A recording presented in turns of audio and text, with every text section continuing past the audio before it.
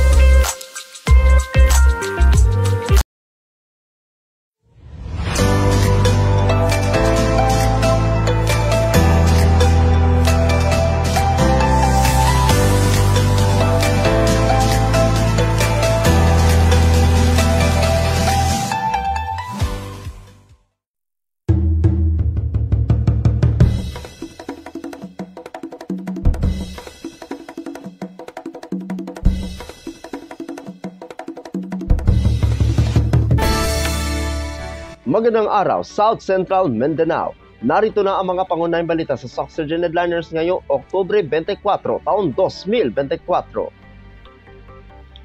Mga bagong motorsiklo, handog ng LGU Kidapawan sa PNP at TMEU. Narito ang ula.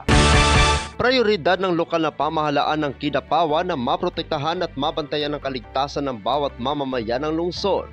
Handog ng LGU Kidapawan at ni City Mayor Attorney Jose Paulo M. Evangelista sa Kidapawan City PNP at Traffic Management and Enforcement Unit o TMEU ang mga bagong motorsiklo.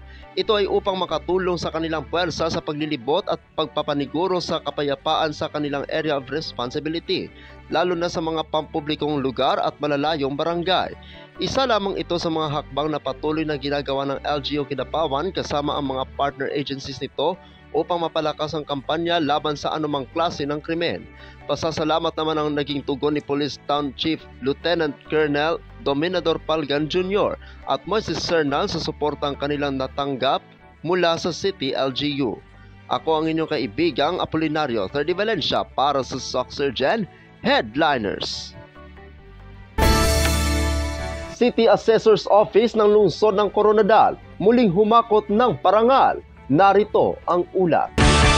Dalawang karangalan ang hinakot ng City Assessor's Office sa katatapos ng South Cotabato League of Local Assessors Incorporated o SCLLAI Conference and Awards Night sa Serenity Shores Beach Resort, Barangay Cablalan, Bayan ng Glan, Lalawigan ng Sarangani. Pinarangalan ng nasabing tanggapan bilang highest increase in total taxable assessed value na may tinasang halaga na 336,967,749 pesos and 80 centavos at most outstanding City Assessor's Office sa isinagawang Search for Municipal Assessor's Office, City Assessor's Office, Maso Kaso, Category A ng lalawigan ng South Cotabato. Ang nasabing pagkilala ay sumasaklaw sa resulta ng paggawa ng kinauukulang tanggapan mula Hunyo taong 2023 hanggang Hunyo taong 2024. Layunin nito ay upang hikayatin ang tanggapan ng taga-suri ng lokal na pamahalaan lungsod upang patuloy na pahusayin ang serbisyo sa nasasakupan nito para sa mabisang pamamahala at serbisyong publiko.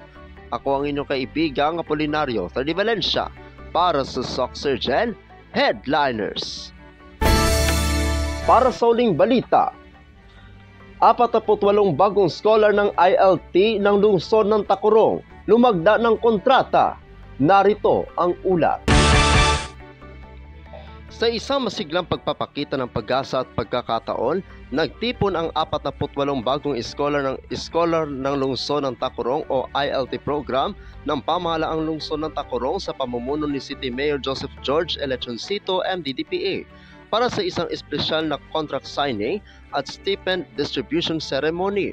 Ang mga mahuhusay na kabataang individual na ito ay ang pinakabagong mga benepisyaryo ng isang programa na naging isang beacon ng suporta para sa mga mag-aaral may kapansanan sa pananalapi ngunit karapat-dapat sa akademya sa buong lungsod.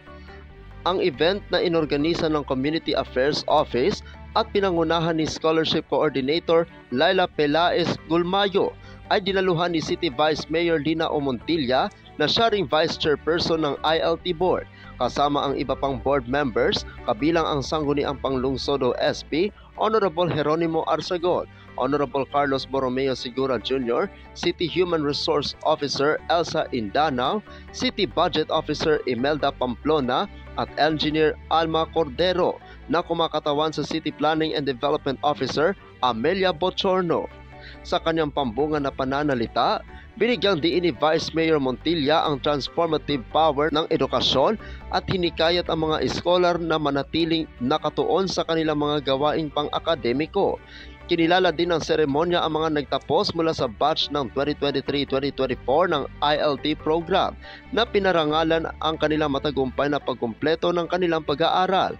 Ang mga eskolar na pampublikong paaralan ay tumatanggap ng buwan ng allowance na 1,500 piso habang ang mga eskolar na pribadong paaralan ay binibigyan ng hanggang 20,000 piso bawat semestre para sa matrikula at isang buwan ng stipend na 500 piso. Ang suportang ito ay nagpapatuloy sa kabuuan ng kanilang akademikong paglalakbay na tinitiyak na ang mga hadlang sa pananalapi ay hindi makakahadlang sa kanilang pag-aaral.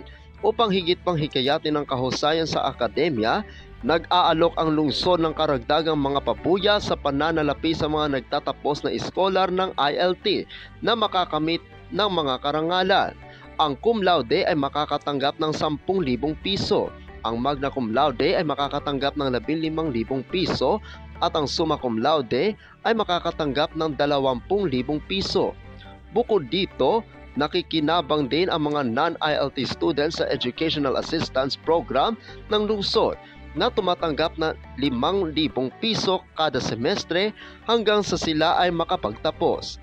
Sa kanyang pangwakas sa pananalita, sinabi ni SP Committee Chairperson on Education Honorable Jeronimo Arsagon, muling pinagtibay ang hindi matitinag na dedikasyon ng lungsod sa pagbibigay ng mga oportunidad sa edukasyon para sa lahat.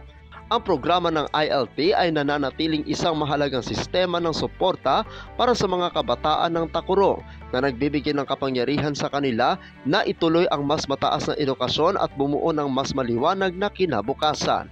Ako ang inyong kaibigang Apolinario Talivalencia para sa Soxergen Headliners.